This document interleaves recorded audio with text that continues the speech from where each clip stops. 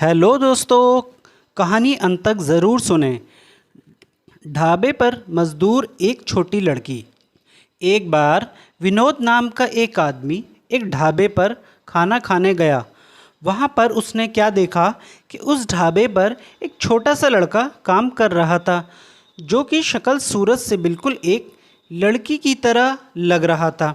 और वो ढाबे पर बैठे सभी लोगों को खाना पकड़ा रहा था। लेकिन वो लड़का कुछ परेशान सा लग रहा था, क्योंकि ढाबे पर बैठे कुछ लोग उसे ओए छोटू करके बुला रहे थे। तो कुछ लोग उसे अबे इधर आ छोटू, थोड़ा पानी लेकर आ, ऐसे कहकर उस छोटे से लड़के को वहाँ खाना खाने वाले लोग पुकार कर बुला रहे थे।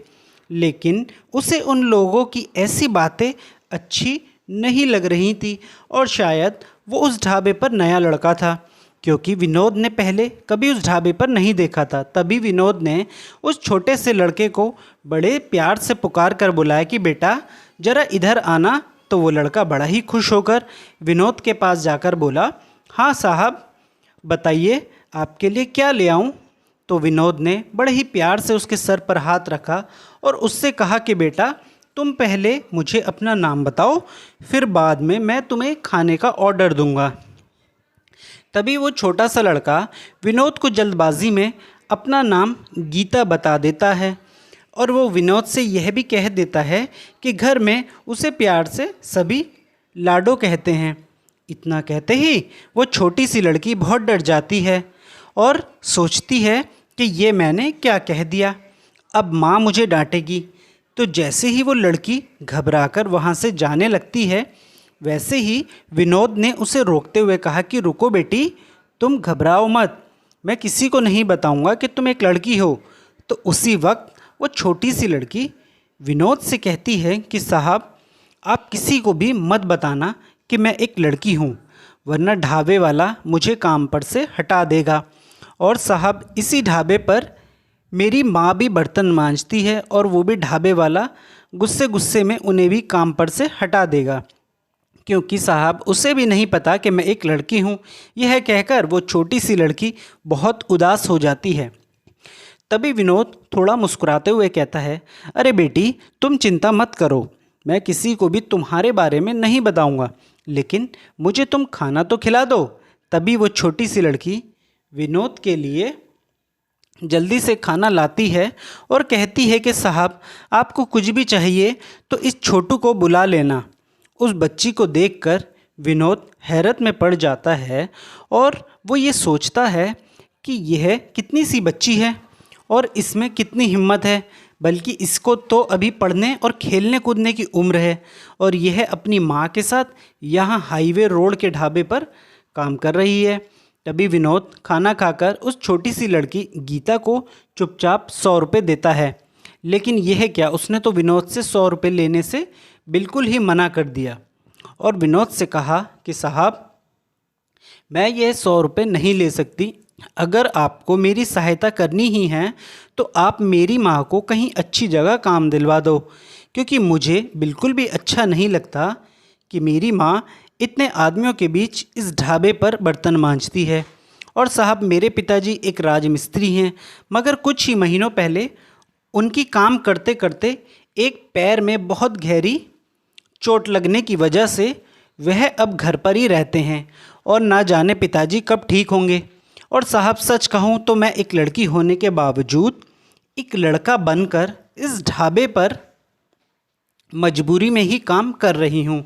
इस वजह से मेरा स्कूल भी छूट गया और मुझे पढ़ाई करने का बहुत मन करता है, मगर साहब शायद मैं अब जीवन में कभी नहीं पढ़ पाऊँगी। यह कहकर वो छोटी लड़की निराश होकर ढाबे के अंदर जाकर अपने काम में लग गई, मगर उसकी ऐसी मजबूरी सुनकर विनोद के मन में बेचैनी सी हो गई, और वो भी वहाँ से चला गया। और रात को भी विनोद को नींद नहीं आई, बस बार बार वो उस छोटी लड़की के ही बारे में सोच रहा था। लेकिन फिर अगले दिन विनोद ने अपनी एक बड़ी कंपनी जिसमें वो काम करता था, उस कंपनी में उसने अपने मालिक से बात करके उस छोटी लड़की गीता की माँ के लिए एक अच्छा सा काम ढूंढ लिया, और उसी समय वो उस ढाबे पर पहुंच गया जहां वो छोटी लड़की काम करती थी। तो विनोद ने वहाँ क्या देखा, वो ढाबे वाला उस लड़की को किसी बात पर डांट रहा था। तो विनोद भी वहाँ पर पहुँच गया और उस छोटी लड़की को धीरे से आवाज़ दी और कहा, गीता बेटी ज़रा इधर आओ। तो गीता ने उसे पहचान लिया और वो बाहर आ गई। तभी विनोद ने उसके सिर पर हाथ रखकर कहा कि गीता, मैंने तुम्हारी माँ के लिए एक कंपनी में अच्छा सा काम ढूंढ लिया। अब तुम्हें भी काम करने की कोई भी ज़रूरत नहीं है और तुम स्कूल भी पढ़ सकोगी।